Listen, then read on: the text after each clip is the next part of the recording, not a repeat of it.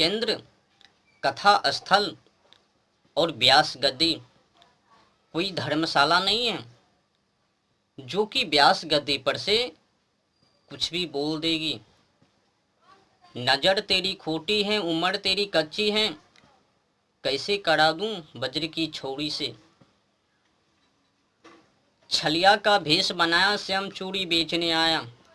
वाह क्या गंडू की गाना है, सुनने वाले भी क्या कहूं।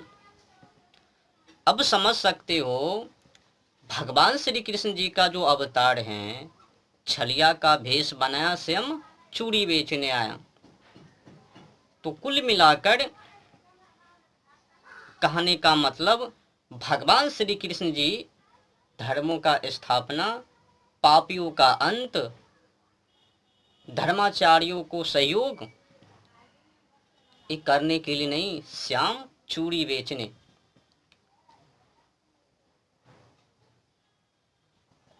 और भी कथावाचक हैं, वो भी भगवान के चरित्रों के ऊपर कुलक्षण आरोप लगा दिया। माखन चोर, एकदम अभद्र टिप्पणी।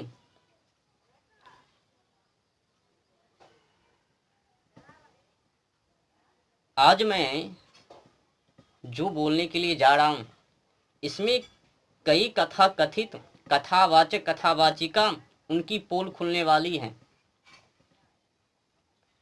सत्य कहूं तो आज कथा कथित उन लोगों का धर्म से, भगवान से, अध्यात्म से, पुरानी परंपरा, भारतीय संस्कृति से मतलब नहीं है, लेना देना नहीं है। केवल कैसे ठगना है, कैसे उनको मूर्ख बनाना है, कैसे उनकी जीवन जिंदगी को बर्बाद करना है, ये सभी तैयारी ये आज की समय में कथा कथित ने कर ली है। पकड़ाते जा रहे हैं लोग, उनके ऊपर सवाल किए जा रहे हैं, बच के ना भाग पावे, एक ना एक दिन धरा ही जावे। जो साधु संतों को, ब्रह्मचारी को खाने तक की रोटी जल्दी नहीं मिलती और एक कथा कथित के पास ढेर सारे, क्यों लिया जाता है वो रुपया वो भी नहीं जानता। पैसे लेने का मतलब संस्था को आगे नहीं बढ़ाना, पैसे लेने का मतलब है भारतीय संस्कृति को विकसित करना, विकासित करना, आगे बढ़ाना, गुरुकुल खोलना। ऊपर भी गुरुकुल फ्री में होनी चाहिए, उसमें गुरुकुल के अंदर उच्च नीच भेदभाव नहीं होनी चाहिए, एकदम फ्री गुरुकुल। जिनको मन करे वो जावे, जिनको ना करे वो ना जावे, फ्री होनी चाहिए। कई कथा कथित तो अवैध कब्जा किए हुए हैं रुपया लेकर गुरुकुल, और जो फ्री में भी उनका भी नियम बनाए हुए हैं, तुम ही इस कास्ट को आ सकते हो, मतलब गंडू व्यवस्था किए हुए हैं। रुपया भी लूट रहे हैं धर्म के नाम पर, भगवान के नाम पर, ऊपर से प्राइवेट गुरुकुल। बेचारे जो सन्यासी हैं वो खोले हुए हैं, उनको सपोर्ट ही नहीं को कर रहे हैं। जो अमीर है उन्हीं को सपोर्ट कर रहे हैं, जो गरीब है उनको सपोर्ट ही नहीं कर रहे हैं।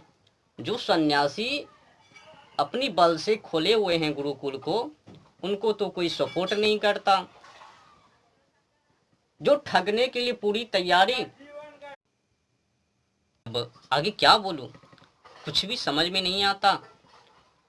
एक अभी अभी कथावाचिका पकड़ा चुकी हैं, 2 लाख की बैग, ऊपर से लेदर यानी चमड़ा का। अब वो सही हो या ना हो वो तो मुझे पता नहीं है, पर हकीकत जो बताई हैं वो कथावाचिका ने सोशल मीडिया पर जाकर, उससे बचने के लिए, उस विवादों से, तो उस विवादों से बचने के लिए जो गजब की बात कही हैं, उनकी बातों से अनेक गंडू गपोड़े की पोल खुल गई है। स्पष्ट हो गया है कि आज कथा कथित कथावाचक कथावाचिका का लेन देन धर्मों से, अध्यात्म से, भगवान से, पुरानी परंपरा, भारतीय संस्कृति से नहीं, पैसे की स्रोत से। बारी बारी से, पारी पारी से सब पकड़ावे जो लूट रहे हैं धर्म के नाम पर। गुरुकुल तो फ्री में खोलता नहीं है, विद्या तो फ्री में देता नहीं है, इक्का दुक्का है, वो भी जो खोले हुए हैं फ्री में उनको कोई तो सपोर्ट ही नहीं करता है बेचारे को। छोटी ही गुरुकुल खोले हुए हैं जो कि उनको सपोर्ट कर करके विश्वविद्यालय के तौर पर खुलवानी चाहिए, पर उनको कोई सपोर्ट नहीं करता। जो ठग रहे हैं, कथा भी कर रहे हैं उनसे भी ठग रहे हैं, गुरुकुल खोले हुए उनसे भी ठग रहे हैं, उनको ही सपोर्ट कर रहा है। ठग ठग की पूरी सपोर्ट, सर्वोपरि हो गया वो। पकड़ाई ना तो का बोले, अपनी बचाव के लिए विवाद अधिक ना हो सके उससे बचने के लिए अनेक चाल को चल ली, पर बचेंगे नहीं। लाख झूठ बोल ले तो पर भी ना बच पावे। तुमने एक से तो बच लिया पर दूसरे में फंस गई हो। मैं कोई साधु नहीं, संत नहीं, साध्वी नहीं, मैं एक आम मानव हूँ, मानव की तरह रहती हूँ। गृहस्थी ओ इधर उधर, इनके पास उनके पास, पार्टी फैंसन। तो कुल मिलाकर आपने क्या बोल दी, मैं कोई साधु संत साध्वी नहीं। तो मतलब है कि आपका लगाव भगवान से, धर्म से, अध्यात्म से नहीं है। आप केवल पैसे बटोरने की एक स्रोत को बना ली हैं। मैं श्रोतागण से निवेदन करना चाहता हूँ, ये जितने की कथा कथित हैं, लूट रहे हैं, जो प्राइवेट गुरुकुल खोले हुए हैं उनको सपोर्ट मत कीजिए। अगर सपोर्ट करना है, जो फ्री में गुरुकुल खोले हुए हैं, बेचारे नीचे दबे हुए हैं, उनको उठाओ, विश्वविद्यालय के तौर पर ले जाओ। अगर भारतीय संस्कृति को बचाने के लिए चाहते हो तो एक ही मार्ग बस वही है, जो फ्री में खोले हुए हैं गुरुकुल उनको ऊपर ले जाओ। आपको पता है अपनी देशों में क्या सब कुछ चल रहा है। अपनी भारतीय संस्कृति को दबाने के लिए विदेशी कंपनी हमला किए हुए हैं, तरह तरह की बिजनेस किए जा रहे हैं बिगाड़ने के लिए, भारतीय संस्कृति को कमजोर करने के लिए। और विदेशी कंपनी अपनी संस्कृति को बुलंद करने के लिए, जगह जगह समाजों में फैलाने के लिए। मैंने कुछ लिखे हुए हैं, पढ़ के ही बता देता हूँ। फिर एक और जानकारी मैं आप लोगों को देना चाहता हूँ। अपने देश में कुछ विदेशी कंपनी कंडोम का बड़ा व्यापार शुरू किया है और उस व्यापार में सार प्रचार होना चाहिए। तो उसके के लिए एड्स का बहाना बना लिया और एड्स का बहाना लेकर टीवी पर, अखबारों में, सिनेमा में, पत्रकारों में, हर जगहों में दे देकर एक ही चीज़ समझा रहे हैं, आप कुछ भी करो, पति पत्नी में औरों के साथ, पर हाँ कंडोम का इस्तेमाल जरूर करो। सेफ्टी लेवल है, उस सेफ्टी लेवल नहीं, आपको बर्बाद करने के लिए एक और नियम बना लिए हैं, उस नियम को भी जान लो। इससे भी काम ना बने तो टैबलेट बना दिए हैं, अधिक से अधिक अपनी समय को बर्बाद कर सके और अपनी बुद्धि को खराब कर सके तो टैबलेट सिल्डेनाफिल जानते हो ना, सर्चिंग कर लेना। तो वो भी तो एड्स का बहाना बना लिया और एड्स का बहाना लेकर टीवी पर, अखबारों में, पत्रकारों में, सिनेमा हॉलों में, जगह जगह पर दे देकर एक ही चीज़ों का प्रचार किया कि पति पत्नी में कुछ भी करो, हमारा वस्तु कंडोम का इस्तेमाल जरूर करो।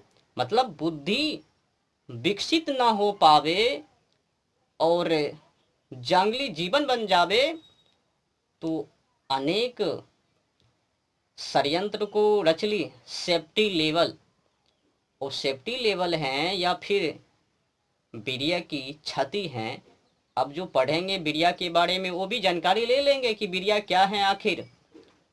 ऊर्जा को समाप्त करने के लिए, बुद्धि को हीन करवाने के लिए विदेशी कंपनी ने अपने देश में आकर गंदी वस्तु का बिजनेस कर दिया, धंधा चला लिया और अपनी सरकार भी कुछ नहीं बोल पा रहे हैं। चलो पोल तो खुलनी है, विशेष करके कथा कथित को जानकारी होनी चाहिए और ताबड़तोड़ प्रचार करनी चाहिए, और गंदी वस्तुओं का जो बिजनेस हो रहे हैं अपने देशों में उनके खिलाफ चलनी चाहिए।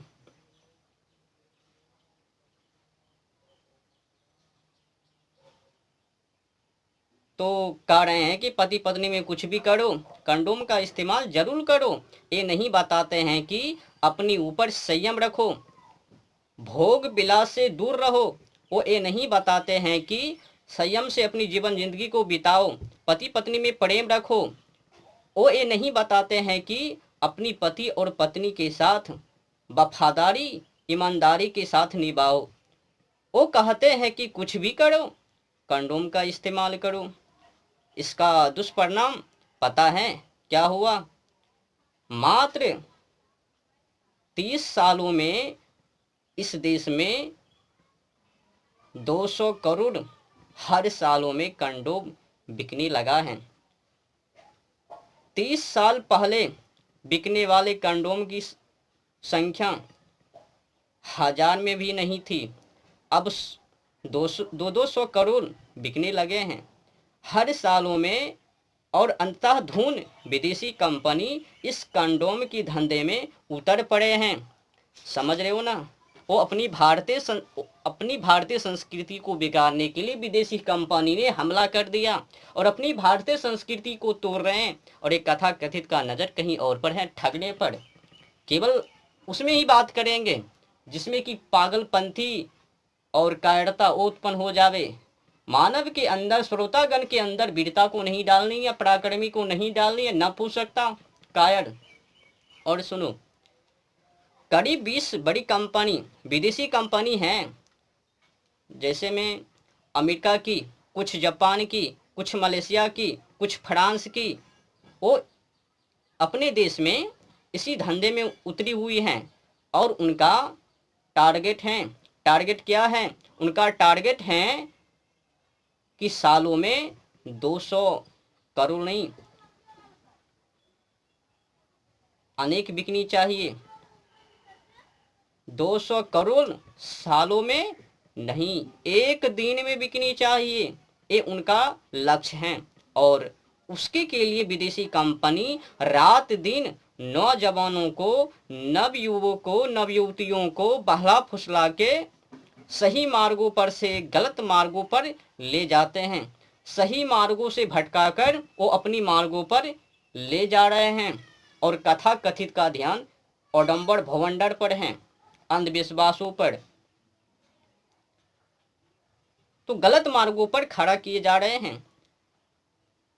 हमारी संस्कृति फैले और हमारा सदाचार संयम पराक्रमी खत्म हो, हमारी नैतिकता कमजोर हो पड़े, हमारा आत्मा संयम कमजोर पड़े और हम उनके कंडोम का ग्राहक बन जाए और उपभोक्ता बन जाए। बहुत बड़े पैमाने पर विदेशी कंपनियों का ये व्यापार चल रहा है। तो समझ सकते हो कि विदेशी कंपनी ने अपने देश में आकर अपनी भारतीय संस्कृति को दबाने के लिए, पता है ना कि अपने देशों में वो रिश्ते भी चलते हैं। और वो जो विदेशी लोग हैं उनकी वहाँ वो रिश्ते नहीं चलते हैं। माँ कौन है, बहन कौन है, कौन रिश्ते में कौन कौन क्या लगते हैं, वो कुछ भी उनमें नहीं चलता है। पर अपने देश में सभी सिस्टम है। वो फूफा, वो चाचा, वो चाची, वो मामा मामी, नाना नानी, दादा दादी, समझ रहे हो ना? वो सब सिस्टम है। पर विदेशी कंपनी ने उस सिस्टम को खराब कर दी।